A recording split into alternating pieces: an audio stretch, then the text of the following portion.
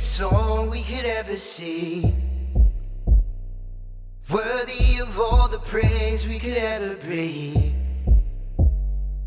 worthy of every breath we could ever breathe. We're there for you, oh, we're there for you. Jesus, Jesus, the name above every other name.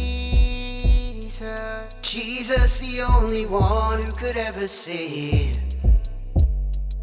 worthy of every breath we could ever breathe. We're there for you, oh, we're there for you. Holy, there is no one like you, there is none beside you. Open up my eyes in wonder, show me who you are and fill me with your heart and lead me in your love to those around me. Worthy of every song we could ever sing, worthy of all the praise we could ever bring, and more, worthy of every breath we could ever breathe. We're there for you, there for you, Lord, there for you, God. Jesus, the name above every other name. Jesus, Jesus, the only one who could ever save. He's worthy, worthy of every breath we could ever breathe. We're there for you, we're there for you, we're there for you, there for you, Lord. Holy, there is no one like you, there is none beside you. Open up my eyes in wonder, show me who you are and fill me with your heart and lead me in your love to those around me. Oh, I need you, oh, I need you. Would you show me, would you show me,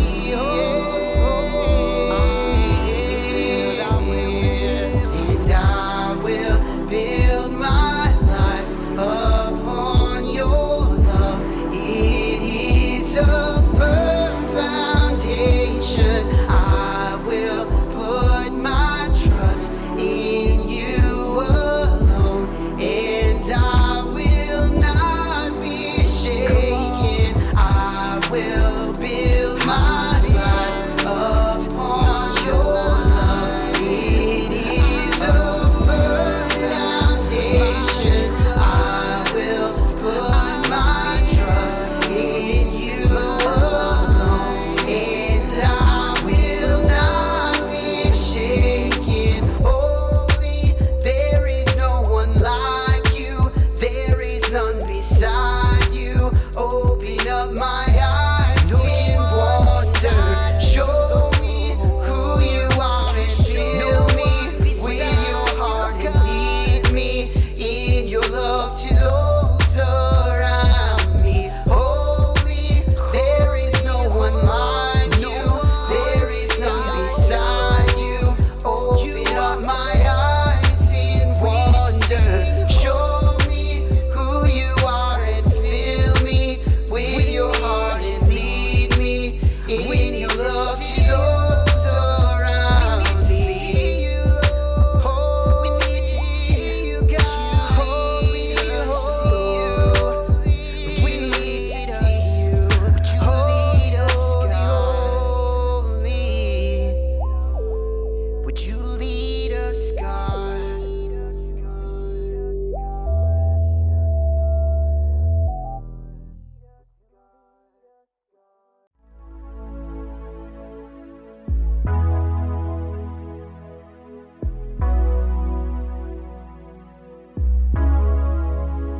You are here, moving in our midst. I worship you, I worship you. You are here, working in this place. I worship you, I worship you.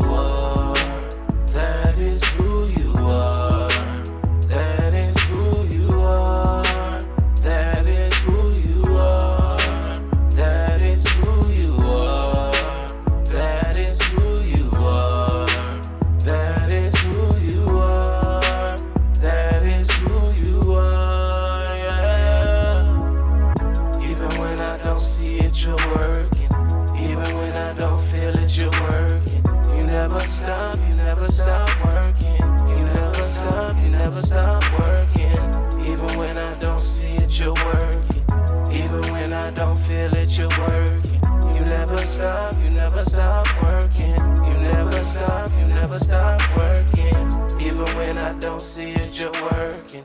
Even when I don't feel it, you're working. You never stop, you never stop working. You never stop, you never stop working. Waymaker, miracle worker, promise keeper, light in the darkness. My God, that is who you are. Yeah, you're a waymaker, miracle worker, promise keeper, light in the darkness. My God, that is who you are. You're a waymaker, miracle worker, promise keeper, light in the darkness. My God, that is who you are. That is who you are. That is who you are. That is who you are. That is who you are. Yeah. Waymaker, miracle worker, promise keeper, light in the darkness. My God, that is who you are.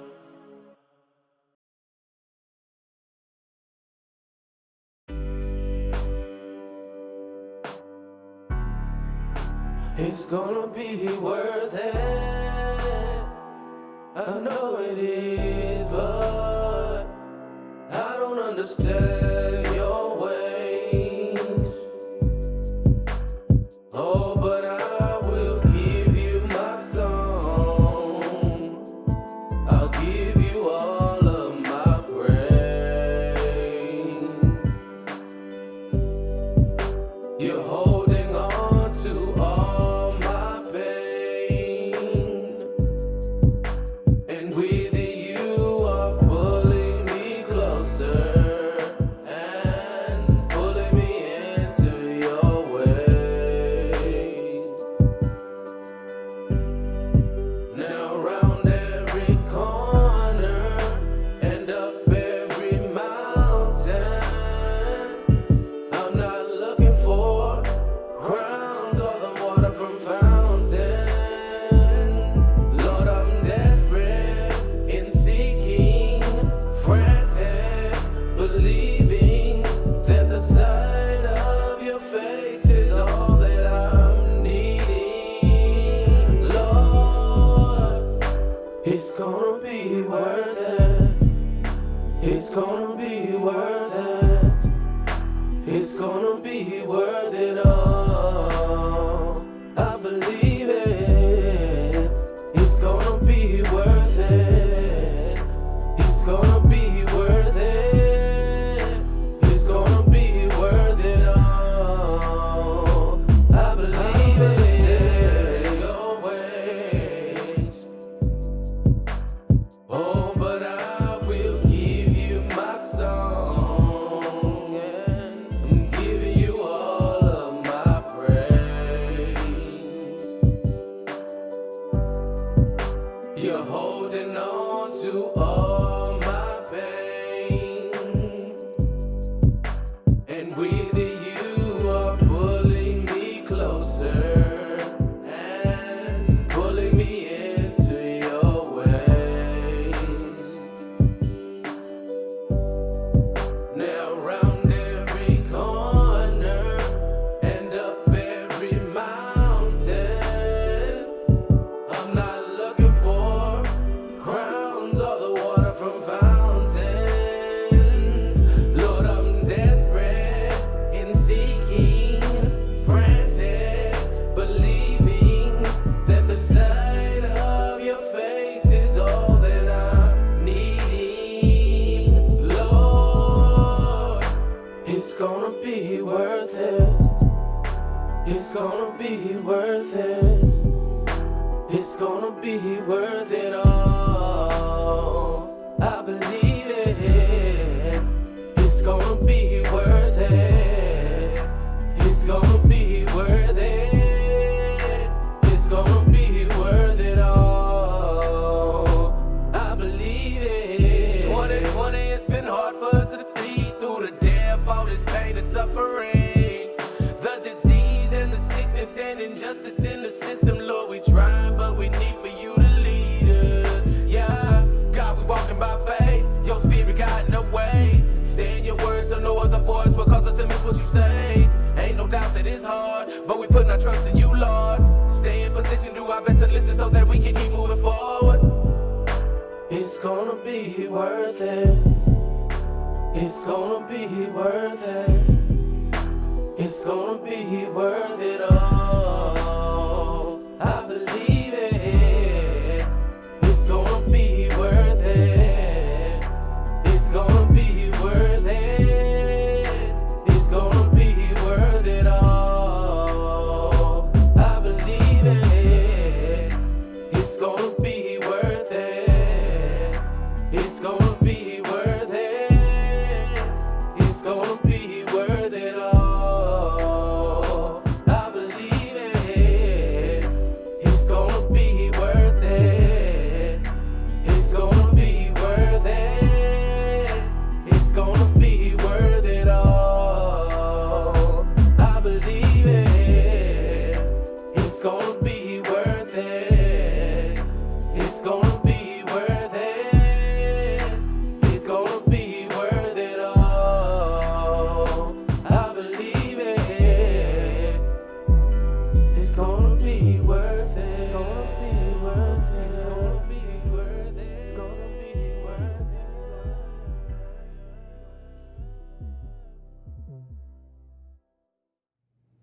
What's up, y'all? It's your boy, Pastor G. Man, we're glad you tuned in with us today.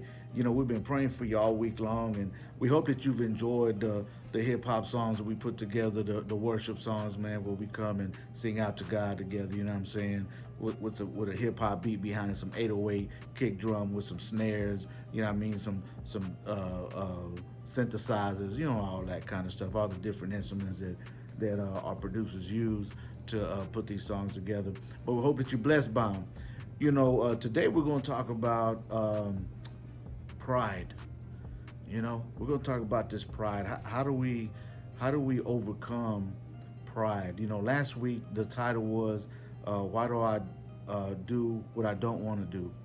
You know, so we tackled that, and we're learning how the Apostle Paul in the Bible, you know, Paul, he you know what I'm saying, he was struggling, and you know, he talked about having this desire but no power. And of course we looked at the solution to that was God's power through his grace. You know, as we talk about that, and we ended with that, the question then for today is, you know, how do we get God's power to change, right?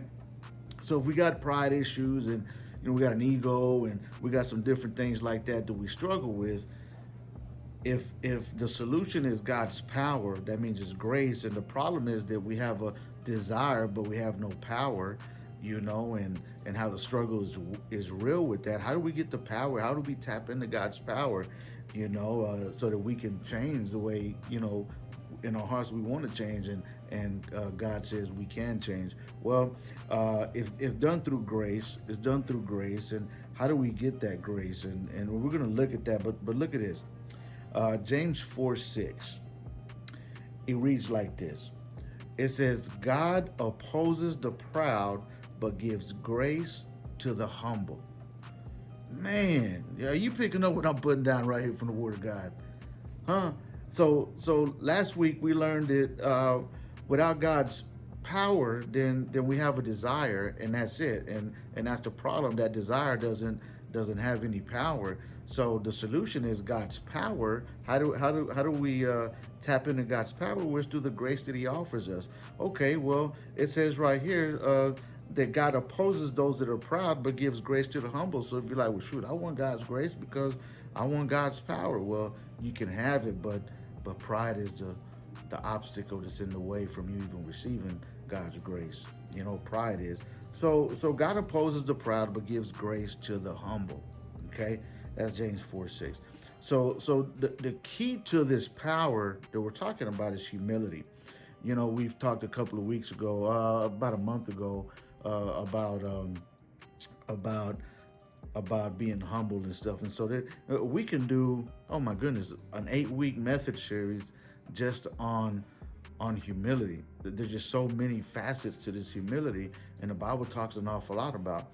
But you know, the key to receiving God's power to change is humility. And the barrier to that power then is my pride. Not somebody else's pride, my pride. My pride will get in the way. I am my biggest enemy. You understand what I'm saying? I am my biggest enemy. Like my pride, my ego will get in the way of God's blessing, of God's power to bring change. So I had to learn early on. I've been doing this for over 20 years, and I had to learn early on about swallowing my pride, so that God can do his thing, and it's been beautiful to be able to, allow God to do his work, massage my heart towards his understanding, do that heart surgery. He gave me a heart transplant, gave me a new heart, because mine was thrown off. He gave me a new mind, because my mind was thrown off to the mud. You know what I'm saying? So there's two kinds of pride, right? The first, there's good pride and there's bad pride. Good pride has self-respect. There's a pride of, self-respect and dignity towards yourself. And then there's this bad pride. And the bad pride is basically arrogance and it's puffed up and it's an inflated pride, there's just negative, has an ego attached to it, man. Most of us can write a book about that kind of pride because we've had it all our lives. In fact, we're proud of the pride. You know what I'm saying? We walk around throwing that egotism around a whole lot, and the egotism at the end of the day makes me sick, makes you sick, and makes us all sick. You know what I'm saying? It leads you to a place where you're just sick and tired of being sick and tired, prideful all by yourself, lonely, and it's just you with the pride. And pride will leave you lonely. It'll do you bad. It'll run everybody out your life, and it'll cause you to not be able to even receive the power to receive God's grace. Man, that's crazy. So pride leaves you with goose eggs. Nothing. Okay? So how many of you, I got a question. How many of you work with someone who has an ego problem? Or maybe you know somebody who has an ego problem. By the way, if you don't mind commenting in here, liking it, sharing it, man, that'd be great. But also let us know that hey, man, I'm over here in North Waco, South Waco, East Waco, wherever you at. Houston, Dallas, San Antonio, wherever you at, because I know we get different people from different places, or whoever you are. Would you just say, hey, man, I'm watching. Hey, thanks for that. Just something simple. We appreciate it. Just let us know that you're tuned in and that kind of deal. But how many of you, the question was asked, was this, how many of you know someone who has that ego or work with someone who has an ego problem? Now, how many of you then, after that question, how many of you, second question is, how many of you are truly humble? How many of you are truly humble? See, here's a fact. Check this out. You ready? Check this out. The fact is this. Pride is easy to spot in others. Check this out. Now, some of you I didn't even have to finish talking. You're like, I sure know who that is. Pride is, what's his name over there? Pride is so-and-so, old girl or old boy or my man or my woman, or, it's easy to spot the pride in all people I work with. Let me tell you, it's easy for us to come up with that walala in a heartbeat real quick. You understand what I'm saying? It's harder to find it in ourselves, to identify. You have an ego, you're like, me? I'm me. Oh, them over there, heck yeah. What about you? No, I'm good. I'm not prideful. Shoot, just something to think about. It's easy to point it out to everybody else. It's harder to admit it that you're the one with some pride and you have an ego problem. Let's look at a couple of things here. Let's look at how pride causes problems. It causes a lot of trouble, right? First of all, it prevents my growth. What are the consequences of pride? It stops me. It keeps me from growing in my faith. It leaves me stuck in a rut and to a place where I feel like I think I have it all figured out and I got it all together and there's no reason to change. And pride will do that to you. If there is no problem, there's no problem to fix, right? Pride will just, I ain't got no problem, I'm good. Meanwhile, you're on You can't keep a relationship. You know what I'm saying? You can't keep a job. You can't keep all kind of stuff, right? You can't keep your freedom. Good night. You know what I'm saying? And so pride to get you there. You ain't got no problem. But once you are able to say, hey, no, hold on, there is a problem, then there's a problem to fix. When you can acknowledge there's a problem, now there's a problem to fix. Okay. Identify what the problem is. When your head starts swelling, right? Your head gets big, the ego, you know what I'm saying? Walk around big headed. You stop growing. Your head, you got a big head on your shoulders. You're all that in a bag of chips, but you aren't able to grow, right? You aren't able to grow in your faith. You aren't able to grow in your character, and emotionally you're not able to grow, and those kind of things. If you're a person that's sitting here like, man, I don't need this message. This message is for you. I wish my cousin so and so could hear this. I'm gonna share it and hopefully tag them. And if that's you, not that that's a bad thing. You want to share it, and everybody wants to check it out. Maybe they can be blessed by it. But if you're doing that and saying, I don't need this, but I know somebody does, you're the problem. You have the ego. That's you. You understand what I'm saying? So Proverbs 26:12, it reads like this: there is more hope for a fool than for a man who is wise in his own eyes. Who says you got wisdom? Anybody around you say you got wisdom, or just I'm wise? Says who? You know what I'm saying? And so if you're wise in your own eyes, we're talking about this ego stuff, right? Then the Bible says there's more hope for a fool than for you if you're that way. So denial is a type of pride.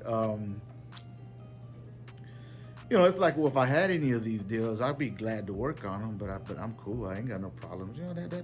That's that denial stuff type thing. Proverbs 10:17 says this: anyone willing to be corrected is on the pathway to life. Anyone refusing has lost his chance.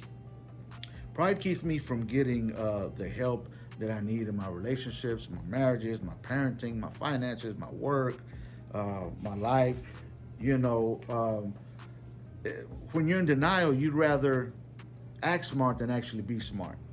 Does it make any sense? You'd rather appear smart to others instead of really becoming smart. And so the question for that is: are you teachable? Are you a person that hugs on to accountability? Are you willing to learn your lessons? Losses end up being a lesson that you're learning, right? And so it poisons the relationships that we're in is another thing I was thinking about. And pride is at the heart of disunity. It's at the heart of the issues in relationships and marriages. It's when the person themselves feels like they have no issues and it's the other person. That's at the root of most conflict, is disharmony, and that is that person himself feels like they're not a part of the problem, right? And so Proverbs 13:10 says, pride only breeds quarrels. It only starts drama. That's all pride does. It just is a drama starter. I want to read Matthew 7:5. It says this: take the log out of your own eye first, and then you will be able to see, and take the speck out of your brother's eye. So before you're trying to, talk about how the other person needs to change and all that, what about the person in the mirror is you? How do you need to change? Fix yourself before you try to fix other people. You know what I'm saying? Or not that you can fix other people, before you start picking other people apart of things they need to change. How about you fix the things in you that need to change? That's the key to all this, to relationships, is focus on you. What do you need to change? How do you need to better yourself? How do you need to deal with your habits, hurts, hang-ups, disappointments, all that yourself, right? Because then and only then can change happen to you, and then into the relationship or that you find yourself in. So the key to reconciliation, right? To get back to a healthy relationship if you find yourself in a bad one or one that's kind of gone in the wrong direction is you swallow your pride. You just swallow your pride. That's the key to it right there. Pray and read the Bible and all that, but you gotta live the Bible. You can't just read and just pray to God. You talk to God and ask God, and you don't do what the Word of God says.